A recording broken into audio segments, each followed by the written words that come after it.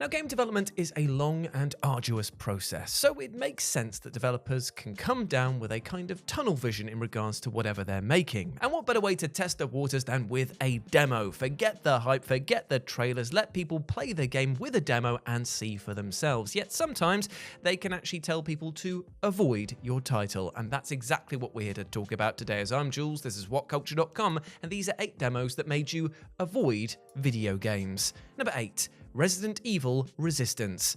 Now, multiplayer and Resident Evil have never really been friends. Whether it was third-person shoot-em-ups like Operation Raccoon City or early stabs at co-op with Outbreak, which was brilliant but just let down by the technology at the time, the series has struggled to take its survival horror trappings and make them work in a multiplayer environment. But Resident Evil Resistance could have been different. Capcom had been firing on all cylinders and asymmetrical multiplayer games were all the rage. So the idea of pitting a group of survivors against a player-controlled evil mastermind with hordes of biohazards at their disposal wasn't actually rejected outright. If anything, this made more sense for the franchise than previous experiments. Unfortunately, though, the end result wasn't all that. With a beta going live a few weeks before launch, players quickly realised that the offering was bare bones. A little janky, lacking in content, and with more than a few technical issues here and there, the spin-off, which was bundled with the Resi 3 remake, felt closer to the bolted-on multiplayer efforts that you'd find in something like Dead Space 2 a decade prior.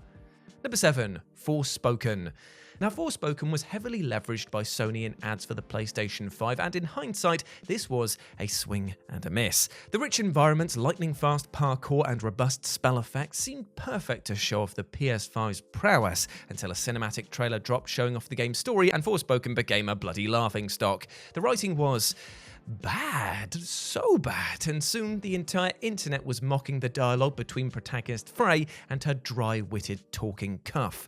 The playable demo alleviated some of these concerns, with the banter being a little more palatable and not nearly as prevalent as expected, but it was 2 steps forward and 1 step back, as while people's concerns over the dialogue were tempered, the game itself was just fine. Graphics weren't great and gameplay was just okay. It did nothing to win over naysayers and disappointed fans who were giving it the benefit of the doubt. The damage done, you could already find new copies of this game discounted just a few weeks after release.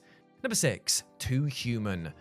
Okay, so Too Human is infamous. An absolute travesty from start to bottom, this ambitious RPG failed at every turn, becoming a huge commercial failure that only got worse when it became the subject of a lengthy legal battle between developers Silicon Knights and Epic Games, which resulted in Silicon Knights being ordered to recall and destroy every physical copy in stores. Literally destroyed. Set in the world of Norse mythology, except that here everything is robots, you play as the god Balder, fighting waves of generic enemies while finding loot, leveling up, and, the basic RPG stuff. Combat was bafflingly tied, though, to the right stick, which meant that almost all you could do was point it at an enemy and watch attack animations play out for you. For a game this troubled, overhyped, and underwhelming, you can easily argue that releasing a demo at all was a bad move. That being said, it's good for us that they did, because it allowed us to see what a dud was going to follow all of that drama. Number 5. Ghost Recon Frontline.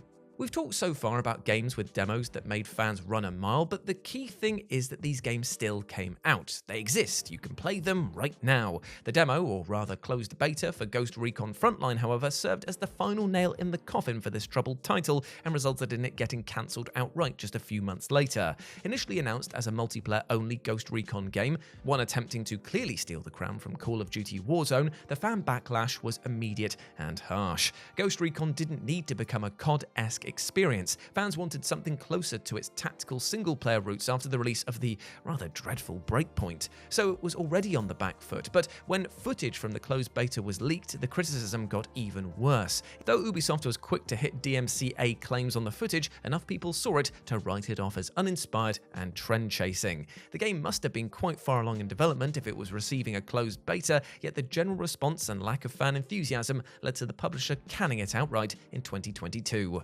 Number 4, Battlefield 2042. Now, it's no secret that DICE and EA's Battlefield 2042 was nothing short of a disaster when it launched in 2021. The generally beloved first-person shooter, known for its massive multiplayer battles, had seen its ups and downs over the years, and initially 2042 seemed to be a great return to form, upping the player count from 64 to 128, bringing the franchise back to the near future, and adding in a slew of magical trailers that got everyone excited. But then people actually played the game via the early beta, and really so close to launch, this really was a demo, with the fundamental problems being present in the final game that were just too large to fix in time for release. With a swathe of technical issues, bland, unfinished maps, a controversial move away from the class system of previous Battlefield games, and samey feeling weapons, many were left with the same question: is this game actually close to being finished? Now, it wasn't a bad game overall, but it was one full of problems that would take over a year to fix. Number 3, Battle Tag. Okay, here's a different kind of demo to mix things up. Now, to be fair, it's hard to say with any real confidence that Ubisoft's Battle Tag, essentially being a home version of Laser Tag, ever had a snowman's chance in hell of being a hit. Home versions of Laser Tag have existed since the 90s, and while they do well enough to still be sold, they're not exactly up there with Nerf or Super Soaker. Still, Ubisoft could not have done themselves any worse than the way they sabotaged their own product during its E3 2010 stage demo. For reasons that will forever be a mystery to everyone, Ubisoft devoted a chunk of their press conference at a video game expo to showing off a playground game, beginning with a bunch of overly enthusiastic actors running through the audience and taking shots at each other before jumping on stage to bow in front of an apprehensive crowd. As another mode was then demoed with a barely conscious Joel McHale, which was a perfect proxy for the audience, producer Gail Seydoux' poor acting came across as painfully forced enthusiasm. Needless to say, Battle Tag was dead on arrival, releasing only in a handful of stores across Canada and, for some reason, Texas. Number 2, Fallout 76. When Fallout 76 was announced as a multiplayer survival title, the reaction was already mixed. A sizable chunk of Bethesda fans had been wanting a multiplayer Fallout for years, and yet this wasn't quite what they had in mind. That's because upon launching the public beta test, Fallout 76's multiplayer felt immediately dated, like MMORPGs in the 2000s dated, where every player was the same chosen one in each of their stories. Locations weren't instanced to each user either, defaulting to the EverQuest days where players would line up for their turn at an objective or potential loot drop. And of course, there was absolutely nothing to do in a world devoid of NPCs. Bethesda's intention was that actual players would fill the world, but the elderly creative engine just wasn't built to accommodate these things. Everything about 76 was still a single-player Fallout game with just other people running around and occasionally doing a group quest with you. Throw in too many technical issues to throw a shoe at, and what you had was hard proof of a concept that turned everyone off. And number 1, Metal Gear Survive.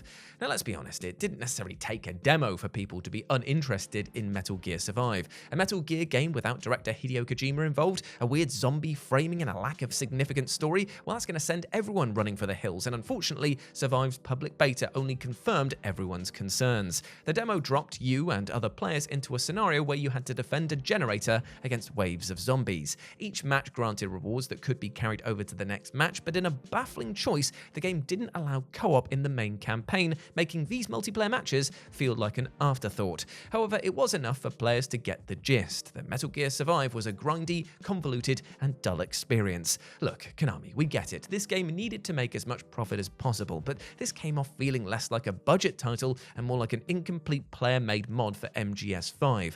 Ironically, a game with one of the best demos of all time.